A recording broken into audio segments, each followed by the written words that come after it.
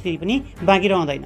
आफै कोभिड लागेर थला पर्छन् धुर्मुस, तर काम रोकिन भन्छन् उनले त्यो बेलामा पनि। अरू चाहिँ सबै लकडाउनमा घरबाट निस्केनन्, म चाहिँ होइन यो त गर हामीलाई त पछि अब लकडाउन खुल्ने बित्तिकै दनादन काम गर्नलाई त्यहाँ गएँ। आफै दुबो सुको रोपियो, वैशाखी टन्टलापुर घाममा पिच बनायौँ। 3 अरब भन्दा बढी खर्च लाग्ने भनिएको प्रोजेक्टमा ग्राउन्डको काम लगभग सिद्धिएको थियो त्यो बेलामा, तर खर्च भएको थियो जम्मा 57 करोड 93 लाख। उठेको थियो पैसा 39 करोड 80 लाख, अर्थात् त्यो बेलासम्म 18 करोड 43 लाख उधारो नेगेटिभ फ्लोमा गइसकेको थियो यो प्रोजेक्ट। यो सबै कुरा त्यही बेला गरिएको यो वित्तीय मूल्याङ्कन प्रतिवेदनमा भएको कुरा बताउँदैछु म, हेर्नु होला। एकातिर प्रोजेक्ट हल्ट हुने स्थितिमा पुगिसकेको थियो भने अर्कोतिर त्यो बेला जुन नेकपा बनेको थियो 2 तिहाईको सरकार, त्यो फुटेर 2 टुक्रा हुन्छ।